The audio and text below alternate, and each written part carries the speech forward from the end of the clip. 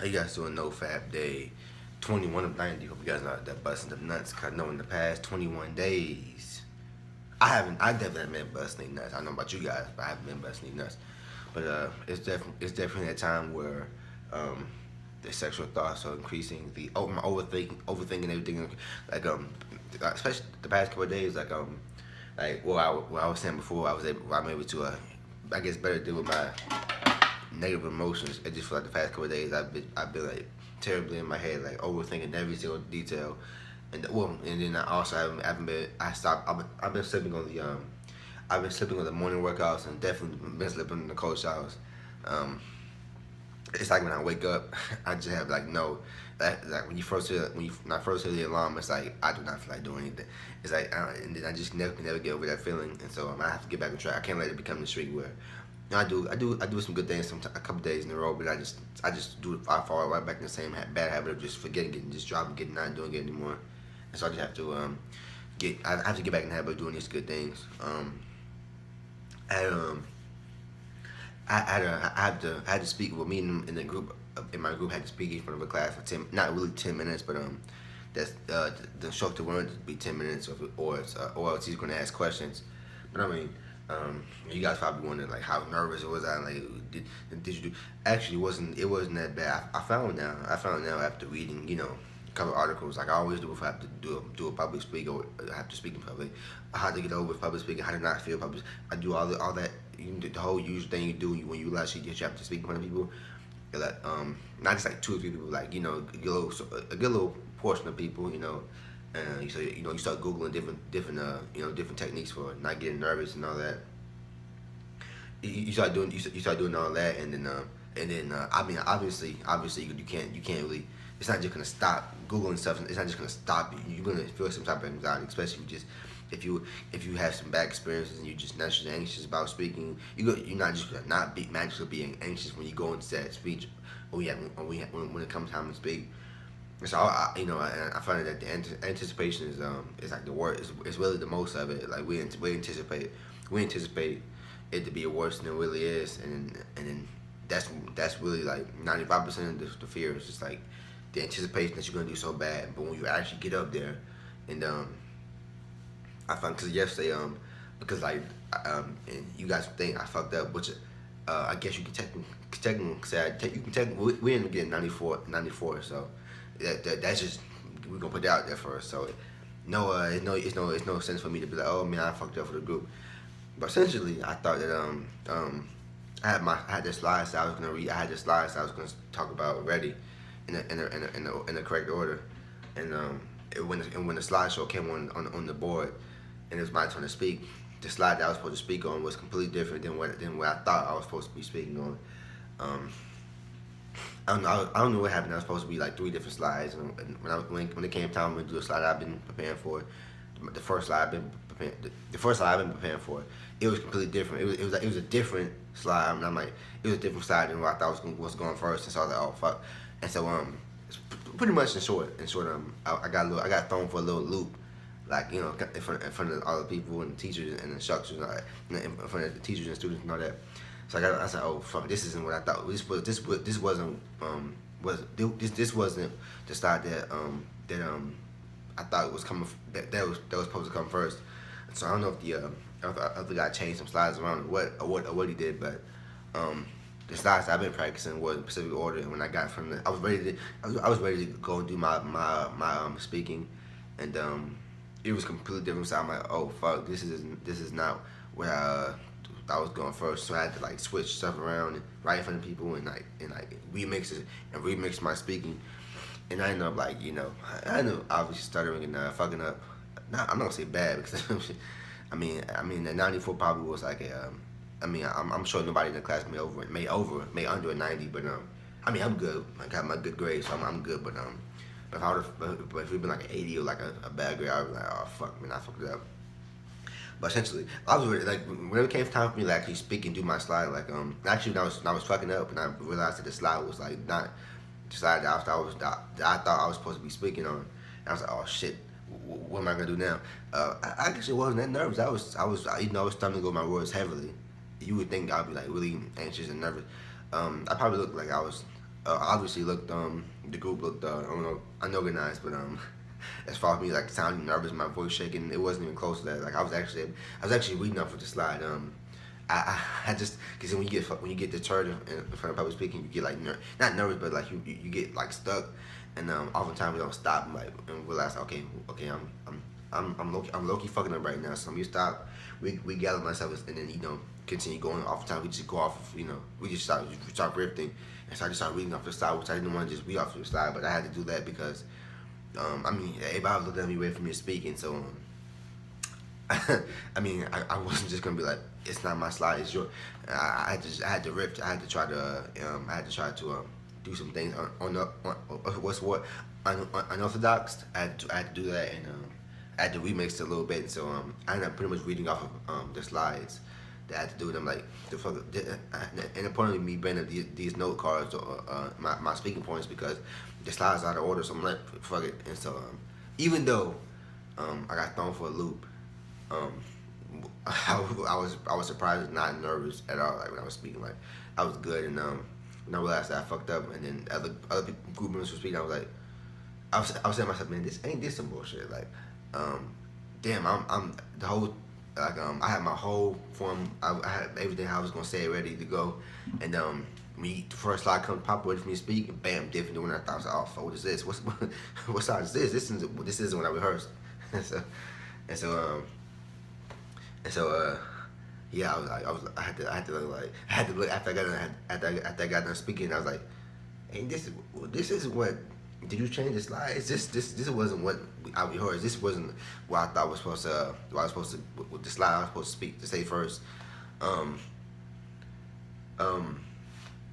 So essentially, the slide that I was going to say, the slide that I was going to speak second, that I was going to talk about second was first. And the slide that I was going to speak about first was the second. And the last, I didn't even do, I didn't even do the conclusion.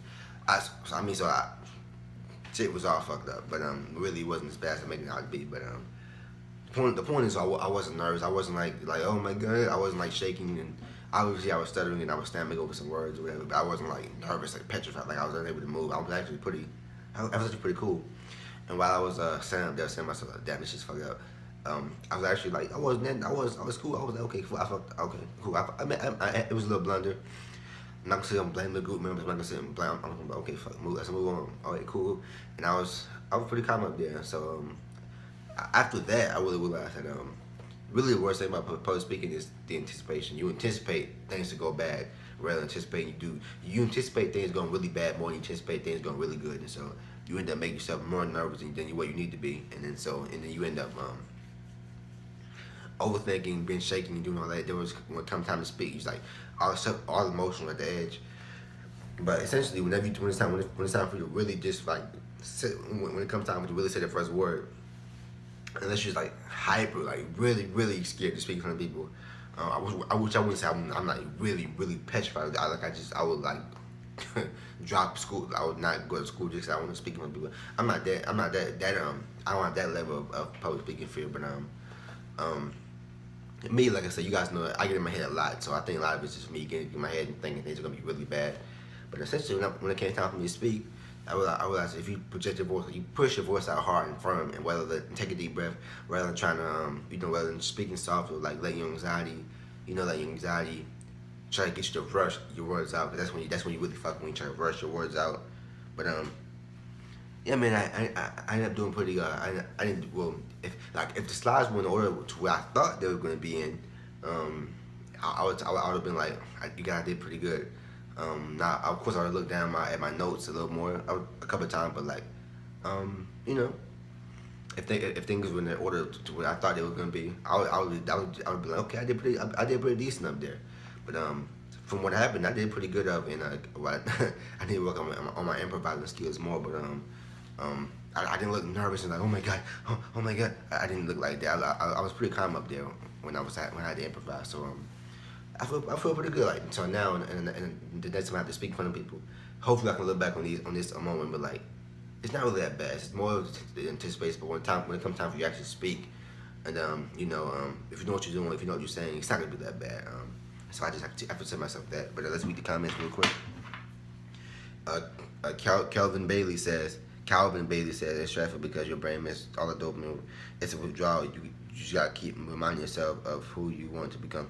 That's true, bro. I know Devin. I think like when you go through the withdrawal stages and or just like when you start to feel all these when you start to feel more anxious or no fact, you start to feel like you start to feel like doing things less than you did when you was on like day 14.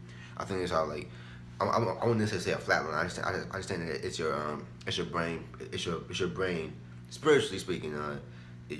You all those emotions you trying to that you were knowingly or unknowingly suppressing with porn and masturbation, they come out like bam, now it's in your face. So now you feel all these negative emotions. You feel stressed out and you feel all these negative emotions. You feel like if I don't fap, I'm gonna keep feeling these emotions when it's not too essentially it's a test. It's your time to challenge those emotions and try to fix them, and then eventually, with the aid of NoFap, though, you're gonna be able to be when you come out on that day 90 or even longer. I'm not saying that day 90 you're gonna be free of your specific negative emotions. I'm saying that you should have a better way of handling them, and they're not gonna affect you as bad. Like I feel like when I hit day 90, I feel like I'm not going to like how I feel now, overthinking everything, getting just having random anxiety. Obviously, when it comes to speaking to attractive girls, I might have a little anxiety. But as far as say overthinking I think it's gonna be like barely visible. I feel like I'll be able to I feel like I'll be able to better process things. And when that urge comes, it's your I mean, you have to realize you have to make that determination that you're not going to fall back in the cycle of bullshit. So you can let your emotion get the best of you, and you feel depressed and do all this and you're fapping, or you can be like, okay, I'm gonna accept my emotions and accept the urge and be like, fuck it, I'm gonna just move on with whatever.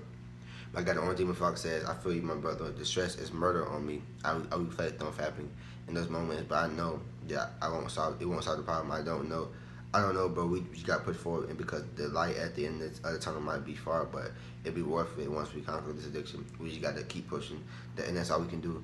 Keep showing my brother. Just say, Sean. I appreciate the detailed comment. But I appreciate the long. I love reading the long comments too. I appreciate the comment, bro. Again, I appreciate the consistency of like you comment every video, so I really appreciate that. Yeah, man, he's definitely right. I mean, of course, it's easy to say that it's not when you relapse, it's not gonna feel as good. Well, in some cases, it feels as good as you thought it was gonna be in your mind before you ultimately decided you're gonna relapse. But I mean, obviously, eventually, very quickly, you bust that first nut. If it's A1 is so effing bomb, you gonna bust another nut. You're not gonna bust a bomb as first relapse nut and just not just say it didn't just start back over. No, you probably gonna binge it because that felt good, so you wanna keep on going. But oftentimes, the first one feels like not even close to what in your mind you anticipated it to be, and so you end up binging or whatever. Then you end up being really numb to your emotions, to things around you. You're not really attracted to females like that. You still it's like you don't even think about real life females. You just like really groggy, whatever. And so then eventually when you have to get to a day 7 mark, you may feel okay, you may feel pretty, but eventually you're gonna get hit with them the same negative emotion that caused you relapse. You're gonna get hit with them. The anxieties are gonna be heightened. You can get hit with so many negative emotions. It's gonna be like, why is all this happening to me? Why did I feel so bad? I think it's because those emotions that you were trying to suppress with the porn and masturbation, they're back. And so what you're gonna do now? You're gonna relapse again, and because they would. Because I do not overthink as much as I do when I fat. When I binge, I don't overthink as much as I do when I'm not fat. When I'm on a high streak like I am now. That's simply because it's your problems coming to the surface. Like, okay, what you gonna do? How you gonna solve these? What you gonna do about it? When it gets really stressful, you really want to bust that nut, and you bust nut, you feel numb. But it's not like it's not that like you in that meditative state kind of numb. It's that numb, like it's blocking those emotions temporarily, but it's a guarantee that emotions are gonna come back and they're gonna come back stronger. Maybe not even stronger. They're gonna come back the same way they came when you relapsed the initial time. And so I think the best bet is just to deal with them and be like, we're gonna solve these damn emotions rather than running from them. But other than that, see you guys soon for NoFap Day 22, and as always, don't relapse.